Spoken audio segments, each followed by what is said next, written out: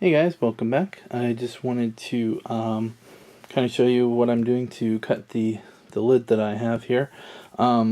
These are some of the different tools I'm using. Just using the squares, just kind of a straight edge, and kind of it's got a built-in ruler and everything there. So I also have a straight edge with ruler, leveler.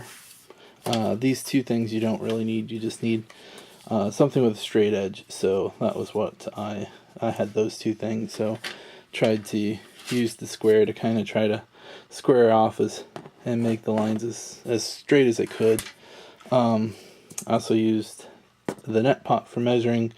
Actually did an interesting little trick. It would have been much easier if I had a 3-inch hole saw. I could have just could have drilled each one individually, and I might end up having to go out and get one, just because if you look the bottom here, when I was cutting, the plastic ended up tearing in a couple spots. You can see here possibly where it tore there and there. I think I had to kind of cut back, but obviously I was cutting here, and I was cutting and it was doing quite well, and it did quite well for most of it. It just ended up ripping in 3 spots there. So the 3 spots that it ripped, obviously you can see was where the change in height there. So I hopefully won't have that much of a problem. Hopefully I can stay a little bit more away from the edge when I cut the rest of them. And hopefully I won't have the tearing that happened there. But anyways, to measure the net pot, what I ended up doing was I cut a piece of paper, I cut it off here. I taped it to the top, and then I just took a pencil and shaded around the top so that I could get the circle there. And the circle here is going to be a little bit smaller than the circle out here, and that's what I'm trying to get, is the interior lip there. So I figured it was pretty close for what I was looking to do. I then took and poked the hole as much in the middle as I could. Neat little trick now that I remember after the fact was I could have easily just folded the paper in half this way, and then folded the paper in half this way, and that in essence gives you the square, the center, which I just followed that center line there, and then I just measured, and I just drew along that way, and that's where I poked my hole. I knew it didn't really have to be perfectly in the center. Most of my measurements are just kind of, I did the best I could. I think there was like a 7 inch on this side. No, 7 inch on this side from this mark here to this mark here, and then from this mark here to this mark here, I think there was a 7.5 inch. So the measurements aren't, they're not perfect, which I'm okay with. Now, somebody else out there might need to have it perfect, but go for it.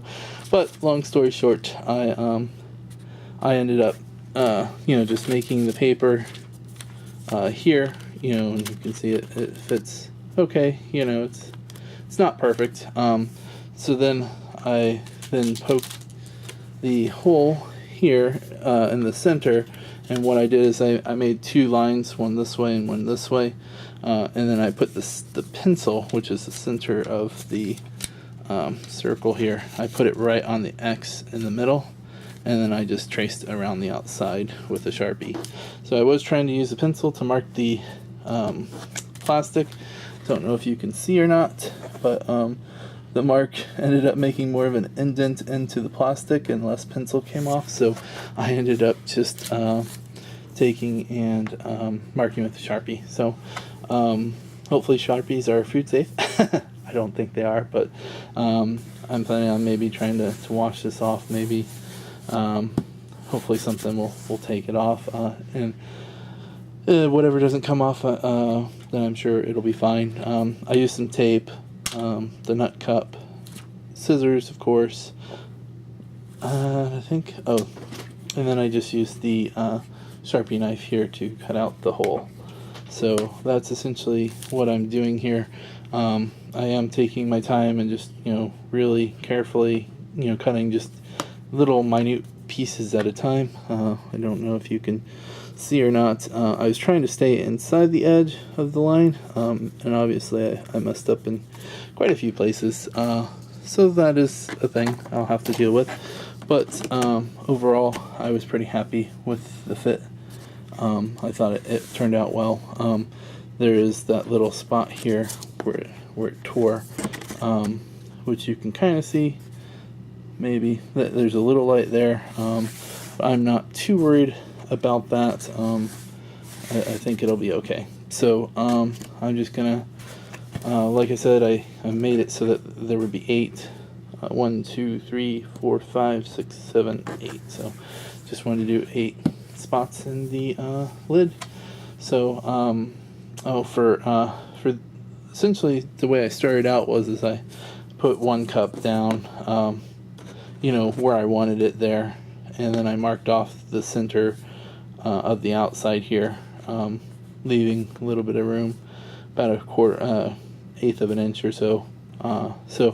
And of course this is where I started off. So then once I had this line here, and once I had this line here, I went across, made a line here, went across from here, made a line here, and then I took halfway in between this and this, and got this line, which then got carried across the way, and then I got halfway in between here and here, and that's where that line was. So that's kind of how I did it.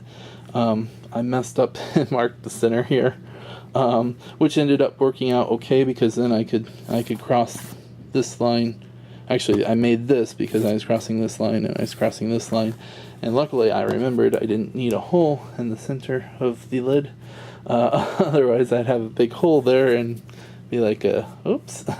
So I then, after almost marking this one, I decided I better mark them 1, 2, 3, 4, 5, 6, 7, and 8. So that way I would know which holes need to be cut, which markers are just markers that were helping me center things and stuff. So hope this kind of helps you guys see what I was trying to do with the lid and everything. Hopefully it will give you guys some ideas and everything. Obviously, a 3-inch hole saw would make my life a lot easier. Unfortunately, I haven't been able to find one for like less than $10.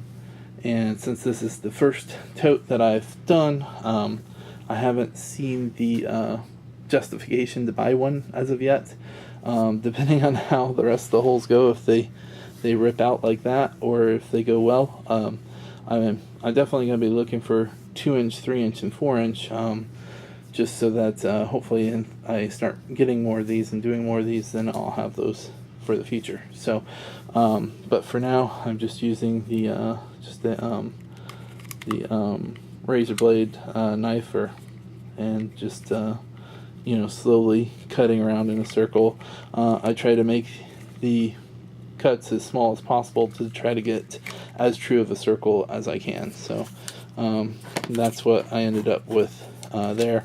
Now I used this for every pattern though, because I wanted to try to keep it as consistent as possible, whereas if I had just moved this over, I would have had notches and that sort of thing. Might have been too close on some parts, too far out on others, so I kept this. Plus I would have had to poke a hole in this and try to line it up, whereas this had the hole. I could kind of move it and bend it and see where I was putting the pencil. So just a couple tips and tricks, and show you how I happen to be doing it.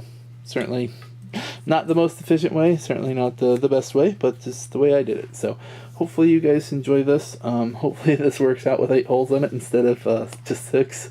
I guess if worst comes to worst, I could probably just cover these 2 back up, and then I'd have 6.